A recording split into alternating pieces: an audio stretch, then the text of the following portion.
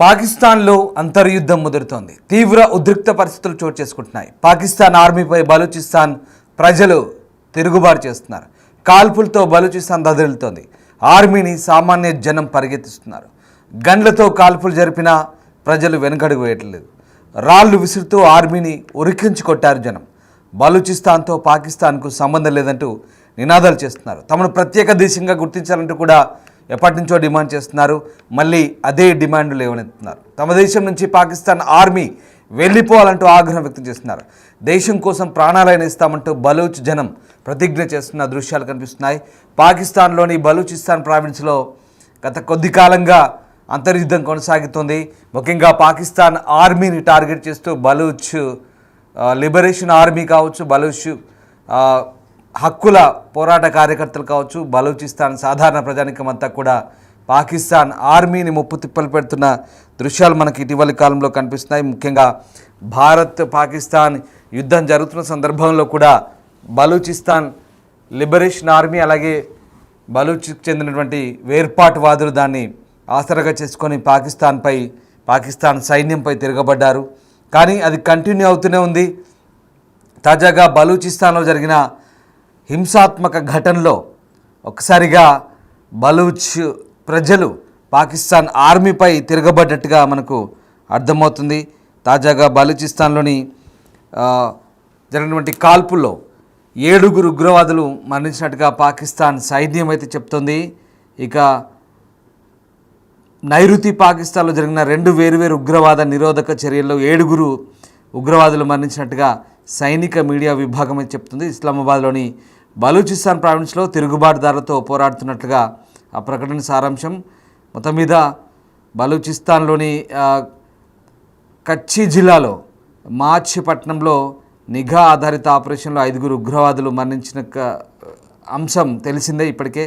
So ఆ రకంగా రహస్య స్థావరాలను కనుగొని ఇప్పటికే బలూచిస్తాన్ తీవ్రవాదులపై పోరాటాలు చేస్తున్నామంటూ ఆర్మీ కూడా చెప్తున్న పరిస్థితి.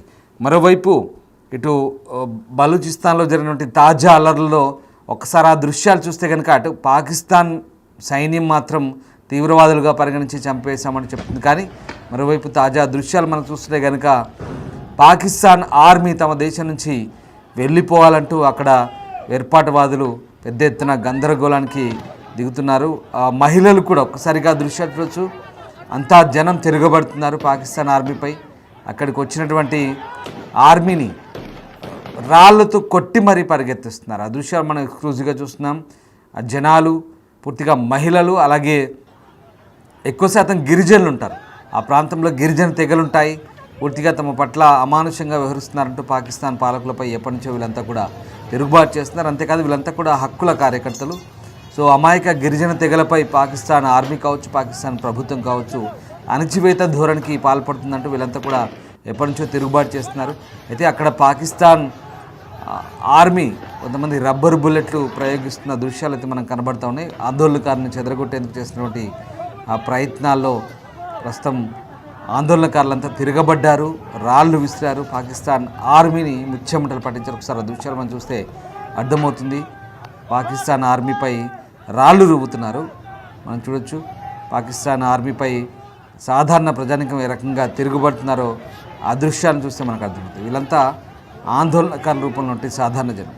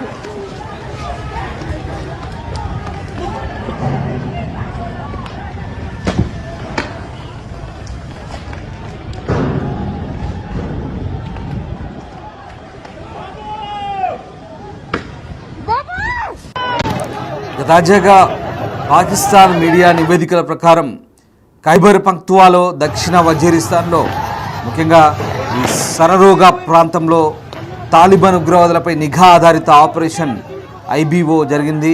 ఇందులో పాకిస్తాన్ ఆర్మీ అధికారి మేజర్ సయ్యద్ మోయిజ్ అబ్బాస్ షా మరణించినట్టుగా కూడా చెప్తున్నారు. 2019లో భారత వైమానిక దళ వింగ్ కమాండర్ అభినందన్ వర్ధమాన్ను పట్టుకున్న సంఘటనతో మేజర్ మోయిజ్ గతంలో సంబంధం కలిగి ఉన్నాడు. 2019లో బహుళ నివేదికలు దీనికి సంబంధించిన వార్తలను వెల్లడించాయి. ఇక inter services public relations ISPR ప్రకారం తాలిబాన్ ఉగ్రవాదులతో జరిగిన కాల్పుల్లో లాన్స్ నాయక్ జిబ్రాన్ ఉల్లాతో పాటు మేజర్ మోయిజ్ కూడా మరణించినట్టుగా చెప్తున్నారు. సో దీని ఫలితంగా 11 మంది ఉగ్రవాదులు హతమైనట్టుగా పాకిస్తాన్ మీడియా చెప్తుంది. ఇది వజీరిస్తాన్ ప్రాంతంలోని ఖైబర్ పఖ్తూవా స్టేట్లో సంబంధించినటువంటి ఇది ఒక వేరే అంశం. కానీ ఇక్కడ మీరు చూసిన ఈ దృశ్యాలు ఇవి బలూచిస్తాన్ ప్రావిన్స్లో ముఖ్యంగా పౌరులు అమాయక గిరిజనులు వాళ్ళంతా కూడా తెగలకు సంబంధించిన వాళ్ళు పూర్తిగా పేదరికంలోకి నెట్టివేయబడ్డ జనం అంతా కూడా ఆ ప్రావిన్స్ అంతా కూడా బలూచిస్తాన్ ప్రావిన్స్ అంతా కూడా ఎప్పటి నుంచో పేదరికానికి గురవుతుంది.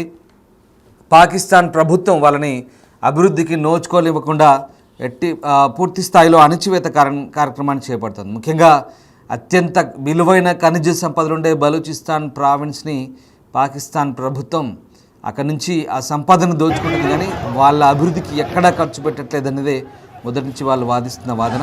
అందుకే బలూచిస్తాన్ స్వతంత్ర దేశంగా కూడా ప్రకటించుకుంది, స్వతంత్ర జెండాను ప్రకటించుకుంది, స్వతంత్ర ఓ లోగోను కూడా ప్రకటించుకున్న పరిస్థితి కనబడుతుంది, ఒక చిహ్నాన్ని, జాతీయ చిహ్నాన్ని.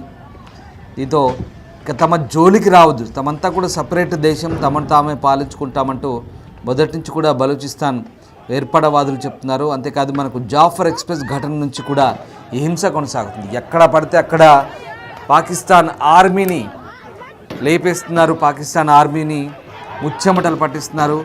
చాలా సందర్భాల్లో పాకిస్తాన్ ఆర్మీని వెనకకు తరిమికొట్టే దృశ్యాలు మనం చూసాం.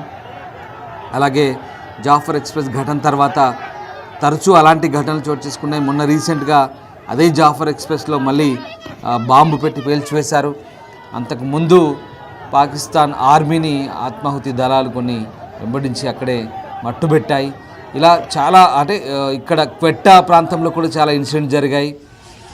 వరుస ఘటనలు చోటు చేసుకుంటున్నాయి. ముఖ్యంగా ఈ ప్రాంతంలో బలూచిస్తాన్ హక్కుల పోరాట నాయకులు ఎవరైతే ఉన్నారో వాళ్ళందరినీ కూడా జైళ్ళలో పెట్టి పాకిస్తాన్ ప్రభుత్వం హింసిస్తుందనడానికి వాళ్ళంతా కూడా ఆందోళనకు దిగారు. అలాగే ఆ ప్రాంతంలో పాకిస్తాన్ సైన్యం యొక్క పెత్తనాన్ని సహించలేక వాళ్ళంతా కూడా తిరుగుబాటు చేస్తున్న పరిస్థితి కనబడుతుంది. సో దీంతోనే వాళ్ళంతా కూడా ఒక్కసారిగా సైన్యంపై తిరగబడుతున్న దృశ్యాలు అయితే మనకు కనబడుతున్నాయి. సో వాస్తవంగా ఇటు ఓవైపు ఉంటే మరోవైపు అటు ఖైబర్ పఖ్తూవాలో తెహ్రీక్ తాలిబాన్ పాకిస్తాన్ అటు పాకిస్తాన్ ఆర్మీకి కంటి మీద కునుకు లేకుండా చేస్తుంది, ముచ్చెమటలు పట్టిస్తుంది. కాల్పుల విరమణం ముగించిన తర్వాత పాకిస్తాన్లో ఉగ్ర కార్యకలాపాలు పెరిగాయంటూ పాకిస్తాన్ ప్రభుత్వం చెప్తుంది. ముఖ్యంగా ఇక్కడ ఖైబర్ పఖ్తూవా అలాగే బలూచిస్తాన్లో ప్రధానంగా పాకిస్తాన్ గిరిజన ప్రాంతాల్లో ఇక్కడ ఈ తెహ్రీక్ తాలిబాన్ పాకిస్తాన్ అనేది 2007లో ఏర్పడింది. ఇది ఒక మిలిటెంట్ ఇస్లామిక్ గ్రూప్ అని చెప్తున్నారు.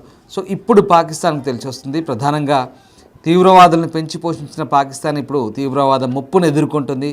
ప్రధానంగా ఖైబర్ పఖ్తూవాలోను అలాగే బలూచిస్తాన్ ప్రాంతంలో ఈ రెండు దక్షిణ వజీరిస్తాన్లో ఈ TPT Tehreek Taliban Pakistan TTP ఏదైతే ఉందో దాని రూపంలో ఇప్పుడు పాకిస్తాన్కు ఉగ్రవాదులుగా మారి అక్కడ పాకిస్తాన్ ప్రభుత్వాన్ని ముచ్చెమటలు పట్టిస్తున్న పరిస్థితి. ఇక్కడ కూడా మళ్ళీ పాకిస్తాన్ పాత పాట పాడుతుంది. TTPకి అలాగే BLAకు భారత ప్రభుత్వం మద్దతు ఇస్తుందంటూ ఆరోపిస్తున్న పరిస్థితి. అసలు ఎక్కడ సంబంధం లేదు భారత ప్రభుత్వానికి. కానీ జాఫర్ ఎక్స్ప్రెస్ ఘటన తర్వాత అది భారత ప్రభుత్వానికి ముడిపెట్టి దొంగ అన్నట్టుగా పాకిస్తాన్ వైఖరి ఇక్కడ మనకు కనబడుతుంది. కానీ పాకిస్తాన్ చాలా క్లియర్గా ప్రజల నుంచి తిరుగుబాటును ఎదుర్కొంటుంది. దానికి ఉదాహరణ ఈ దృశ్యాలు. ఒక్కసారి ఆ రోడ్ల మీద పాకిస్తాన్ ఆర్మీని, సాయుధులైన ఆర్మీని, గన్స్తో ఉన్నటువంటి ఆర్మీని ఏ రకంగా తిప్పి కొడుతున్నారో, రాళ్లతో జనం ఉరికిస్తున్నారో మనకు ఆ దృశ్యాలు చూస్తే అర్థమవుతున్నాయి. ఇవి బలూచిస్తాన్లో చాలా సర్వసాధారణంగా మారిన పరిస్థితులు అయితే కనబడుతున్నాయి. మొత్తం మీద బలూచిస్తాన్ వేర్పాటువాదులు ఇప్పటికీ స్వతంత్ర దేశంగా ప్రకటించుకున్నారు. మళ్ళీ అక్కడ పాకిస్తాన్ ఆర్మీ కానీ పాకిస్తాన్ సివిల్ పోలీసులు కానీ ఆ ప్రాంతం వైపు రాకుండా తరిమి కొడుతున్న దృశ్యాలు ఇవి.